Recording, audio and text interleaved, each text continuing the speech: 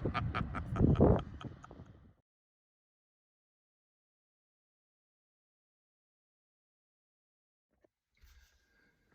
hello all. I thought I would put a YouTube video together of kind of a summary and my thoughts about the whole week. Um, Based on my second SickWeek win. First of all, I just want to thank everybody for all the support and kind comments. And yeah, it was pretty cool to see so many people following along on Blaine's therapy and YouTube and Instagram and stuff. So really appreciate that. That was very humbling to see. And so yeah, I'll start off. I mean, we left here a few days early, knowing that we had planned on doing some stopping along the way, and also knowing that we had to stop in Colorado and pick up Blaine Stark.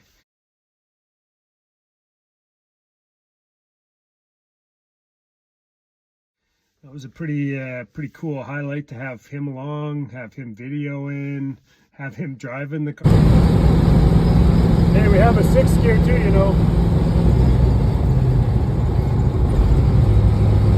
What do you think of that 6th gear like?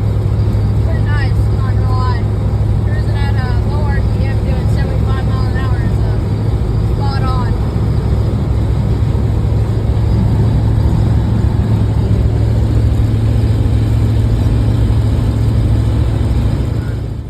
Yeah, it was a pretty cool experience. He's gonna be well, he is quite a young man, but he's gonna be quite a man.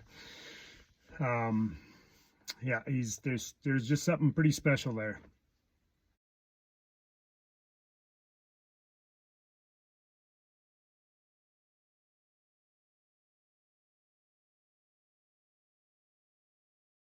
So, the first last year was kind of the inverse of this year. This year was the event itself was fantastic weather-wise. The drive down and the drive back this year, not so much.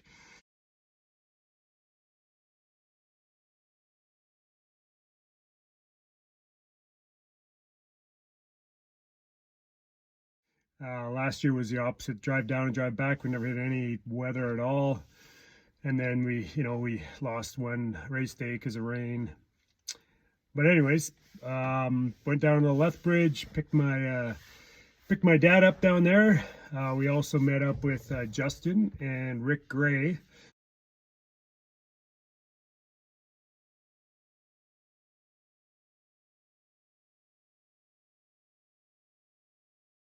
Driving this 71 Hemi GTX. They drove all the way too with us. It's pretty much a 3rd gen Hemi power plant, drivetrain, and independent rear axle. So on the way to the way to Colorado, that was really the only issues we had was they carried a pretty big trailer, almost kind of like a corral, and anything over 70 miles an hour, anytime they hit a bump, the trailer would start to sway. So like most farmers, we tried to rejig the load on the trailer with limited success. When we got to Precision Designs down in Colorado, Justin modified the hitch, lowered it, tried to get the trailer a little more level, because when I towed the trailer, I didn't have any problems, except for it's really heavy. And when we left Colorado and headed out, we still were struggling with the trailer swaying, and we had a long ways to go. Both Rick and I think, came up with the idea at the same time after seeing that the front tires were scrubbing. That maybe it was the front end alignment on the GTX that was actually causing the trailer to wiggle, and so we actually drove all the way to Tina and David Pierce's shop. They had made some phone calls for us, got a new set of tires, because by that time Justin's front wheels were down to cords on one side. And it was a little freaky because it was pouring rain as we cruised through Oklahoma. So I was happy to see those guys show up in one piece. Got new tires on it. Did a tape measure wheel alignment. Sure enough, the front end was towed in about half, 3/4 of an inch when the trailer was attached. So we fixed that up, and that made that life a whole lot better. Now the weather, like we went through a bit of a storm through, it's all already a blur, but through Wyoming. There was some nasty stuff through there, but we made that fine. And then we went from Oklahoma all the way to Reggie Moore's house.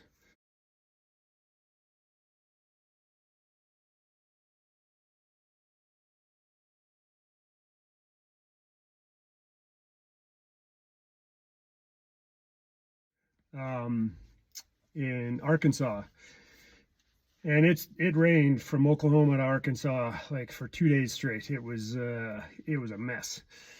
I think to the point where my wipers were starting to give up the ghost. Anyways, Rain-X solves that problem pretty quick. But we went to Reggie Moore's house, and I met Reggie a few race weeks ago. He's a fantastic human being. He's a pretty cool cat and pretty crazy.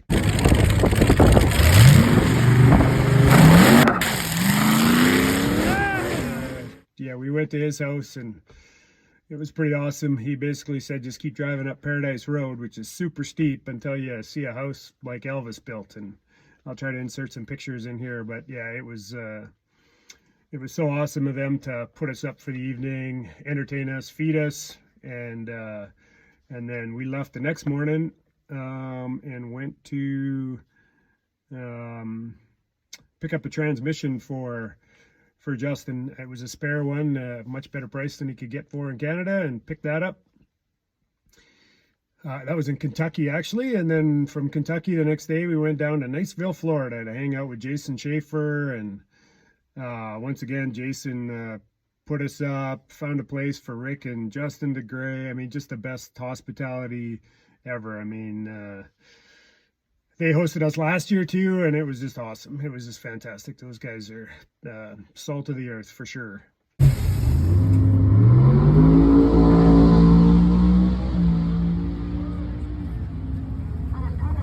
man, the myth, the legend, Jason Schaefer.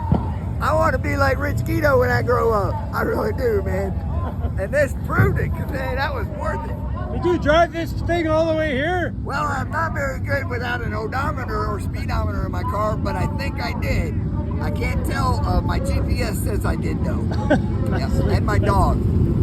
Thanks, Rich. Thanks for the inspiration, man. And we got the privilege of going to Keith Roberts' shop. Bunch of beautiful cars in there. Tri-5 Chevy. Jeff Lutz's old Evil Twin. He owns that. Yeah, we had a blast with Keith Roberts. I think he had some place to go, but he still took a bunch of time with us. So really appreciate Keith and everything that he did for us.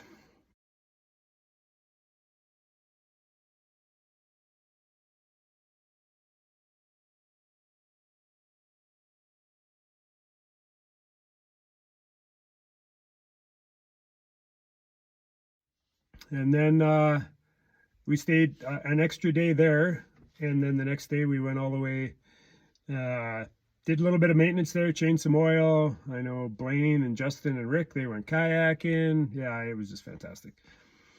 And then we left there and went to pick up some parts at KSR Performance. We had some stuff shipped there.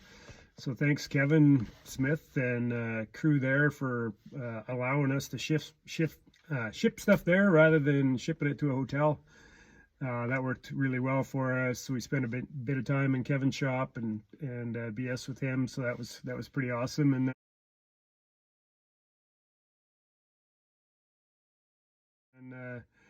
we had a track rental day set up with some other guys, and it fell through because of the weather. So we ended up, just going to Tech Day, and I'll insert some videos here of what Tech Day was like and how test day 1 went. You've got me all clear, so you're going to go ahead and load it back up. So we're going to put Square body shift, pickup truck in on the right-hand side, left-hand side. The Canadian Chuck Norris himself, Richard Gita.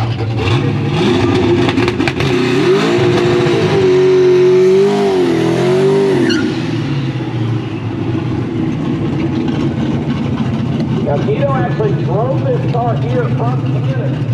Yeah, drove the snow and everything with an 800-year-old dad. And again, this is a pure Pontiac power. Just shy of 1,500 horsepower in the tires. They're a single turbo.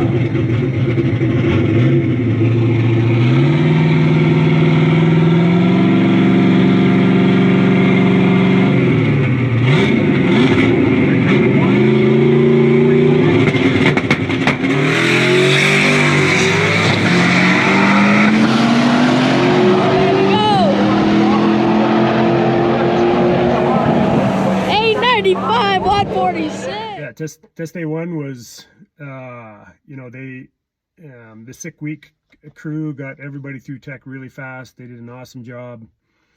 And then went up and made my first pass after driving 3,000 miles. Actually, I think it was about 30, I can't remember what it was, like 3,100 miles or something.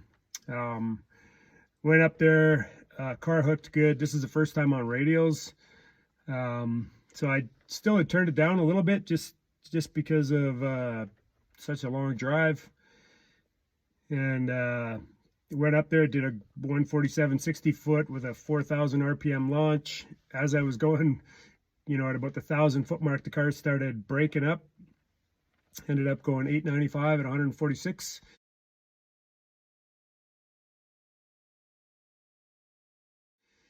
I'll probably throw that pass in here. And then, you know, went and looked at the data to figure out what was going on. It was, in my opinion, down 20 miles an hour. And so when we looked at the data, it looked like air fuel ratio. I got my buddy Matt Blasco on the phone. We did a little digging, and as he's looking through the data in front of me, I noticed that the oil pressure was at 47 pounds.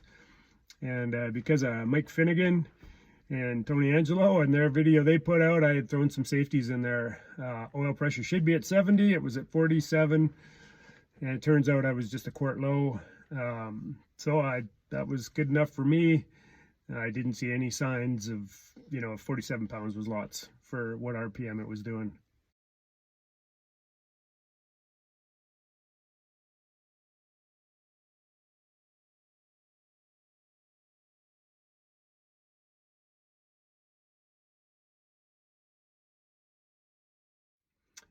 Day one came around, went up there, increased the launch RPM to about 4,300, went 891 at 155 miles an hour,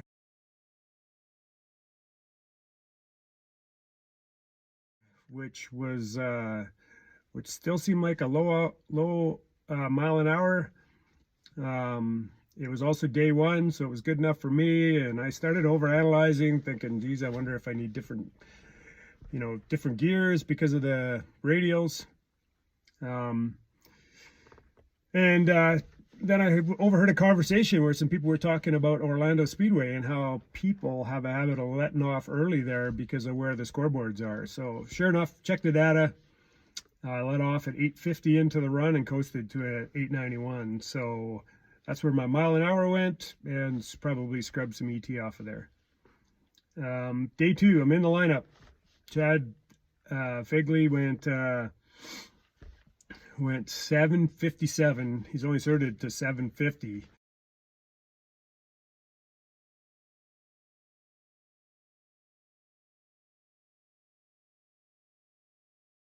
On day one, so he had a substantial lead. Unfortunately, Taylor hurt his car on test day, so he was out. So I didn't really think I was going to make it. There was 3 fast guys that I thought for sure were going to keep me out of the standings, but now I'm in second place. So trying to play this smart. I hear that Chad goes up, makes a pass, and blows a huge hole in the side of his transmission. So I'll throw a picture in here of that.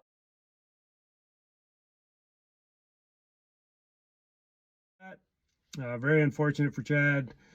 He really was on vacation and you know, said it up front that if something major happened, that he would probably not fix it and take his time and fix it later and enjoy the Florida weather with his wife. So that's what he chose to do. And so now I'm in first and I'm in staging, and I had turned it up a bit. And so I turned it back down. I've done this enough to know you don't have to break every records every day to win, and you have to survive to win. So all I did was took a pound of boost back out and lowered the launch RPM back from 45 to 43, and we were at Bradenton, and the track was phenomenal, and went up there, went 141 60 foot, which is my best 60 foot, and I went 875 at 162 miles an hour.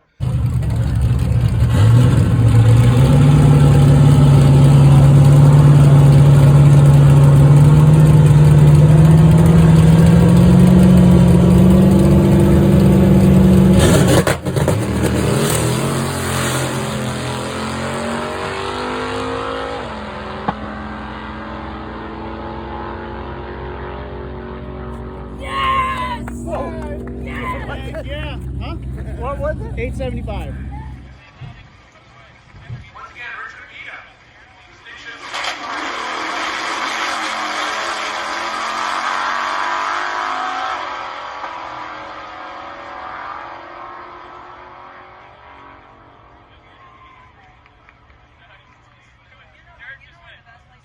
So I was pretty ecstatic with that. So I was one and done that day too. We switched it over and waited for Justin and Rick to do the same, and then we headed out for South Georgia Motorsports Park.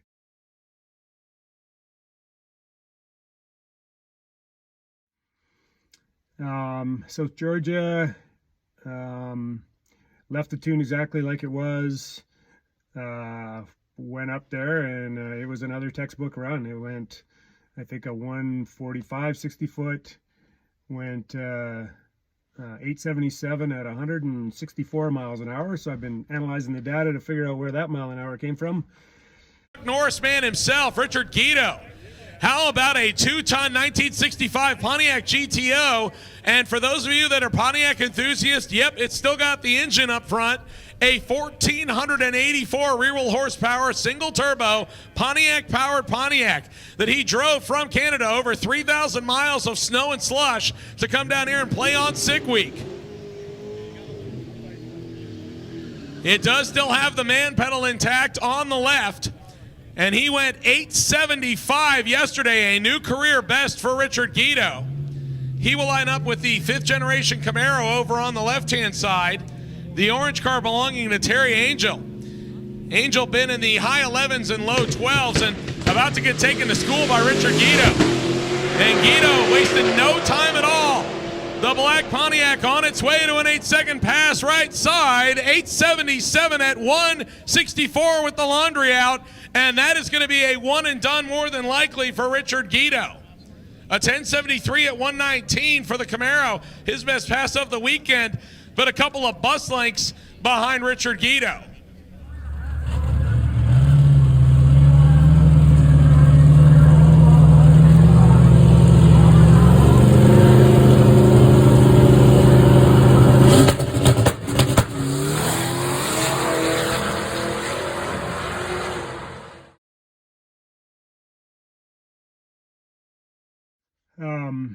But another good pass, another one and done.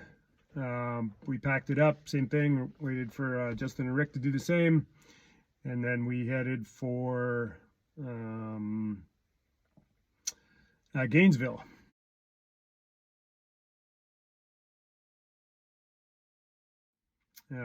Gainesville, that's where I went 877 the year before, so I was excited to get back there again. It's pretty close to KSR. Went up there, didn't change anything again, did the exact same thing. Went up there, went in, I think, a 147 60 foot. I'll try to throw videos in here for all this.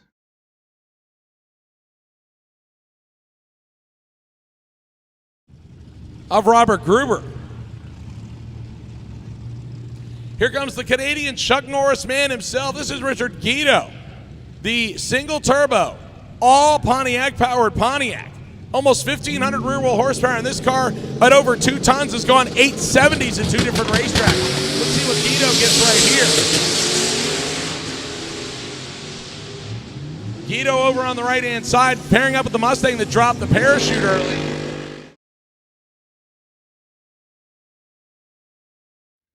And it went 887 at 160 miles an hour. So same thing. I'm super happy. It's still in the eights. Ecstatic, one and done. I've got a pretty substantial lead on Frank Romano, and Chris Hine, I think, was coming up quick there. I think he ran an 890 on day 3 or 4. And then yeah, we were headed back to Orlando for the last day. Last day, I did turn it up a little bit on the launch. Went back to 4,500. I didn't touch the, I did touch the boost a little bit, not much. And it was a lot hotter that day. And 60 foot was like a 147. It went 891 at 160 something miles an hour.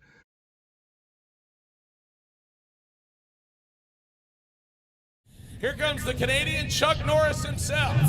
This is Richard Guido, 1965 Pontiac powered GTO, big single turbocharger, almost 1,500 rear wheel horsepower in this puppy, and he drove it down from Canada. No trailering on this one. He took the long road, the scenic route through snow and slush to Florida, and he's looking for another 8-second time slip. He will face off with the T-Type Buick. Over on the right-hand side, that is Bradley Arnold. He's looking for something with a 750 in it. Top end scoreboard for Bradley. 768, 180, not a bad lap. And an 890 at 160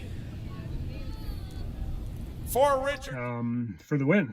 I was very tempted to go for another pass, but the reality is I was a long ways from home. It was 3,000 miles from home. It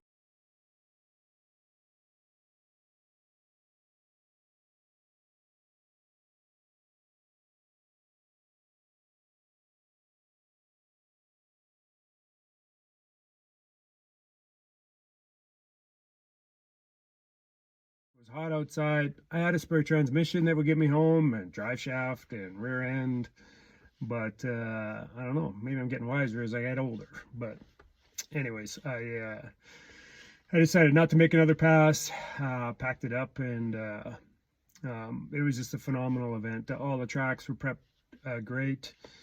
You know, there was some breakage, there was some downtime, but I really never experienced anything that it bothered me. It was fantastic. Tom Bailey and crew knocked it out of the park, in my opinion.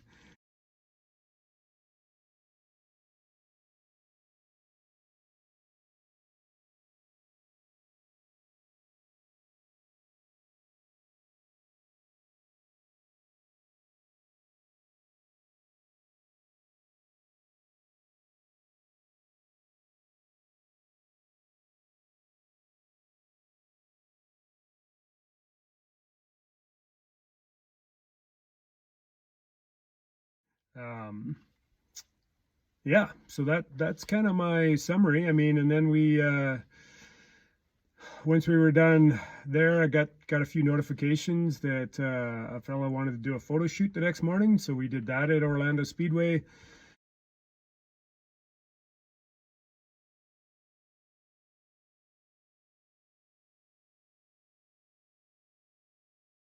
So I'll post that when it comes out. So we left about 8:30, drove 1,200 miles on Saturday. Got in about 1:30 in the morning. I don't remember where we were.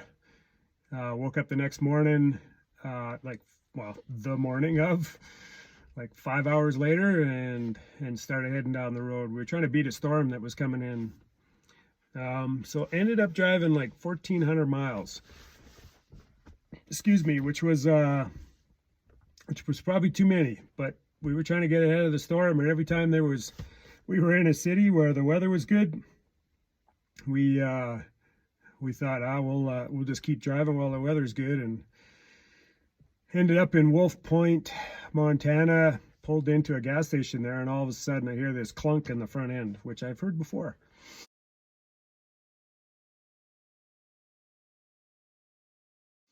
and sure enough, I get out and my wheel is like at a 45-degree angle. I didn't take a picture of it, unfortunately, but I'll insert some pictures of the heim joint that broke. Once again, I got lucky. I'd rather be lucky than good, and the anti-roll bar on my car has the exact same heim joints as my upper control arms.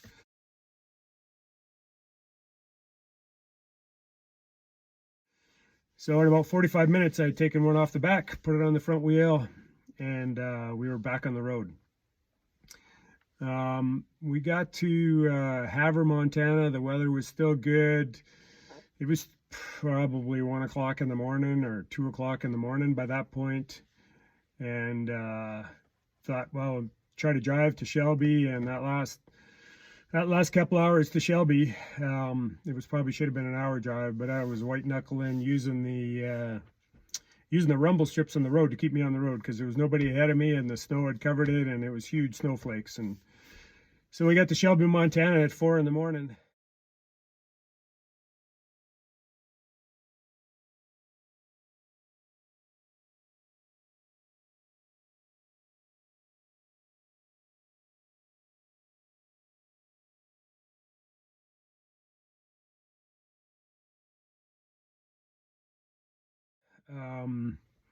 And grabbed the hotel there because it was still snowing, still dark, and I was exhausted. 23 hours of driving or something. But yeah, we grabbed the hotel from 4 till about 8:30. Woke up and then made the rest of the trip home.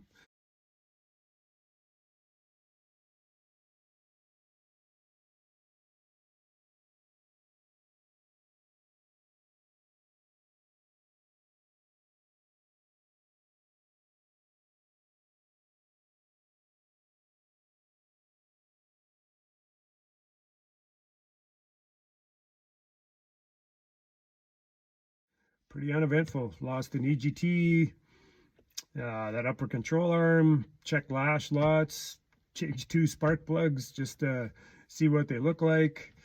Honestly, this combination is pretty well sorted thanks to like muscle motors, Crowder cams, G-force transmissions. I mean, I don't know how you would do this if you didn't cruise like a low RPM like I do. 1650 RPM is 80 miles an hour, and it just idles down the road and doesn't beat up on stuff. So G-force transmission, the Black Magic clutch works phenomenal on the street and on this track. I mean, it was like a sewing machine. I was so impressed.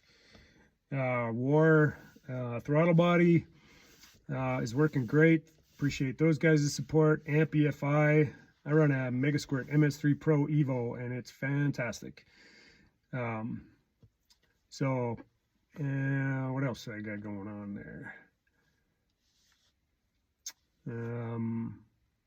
Yeah, I think that's it for now. I'm probably missing someone. Thanks from all the sponsors, Motion, Raceworks, Tom Bailey and crew.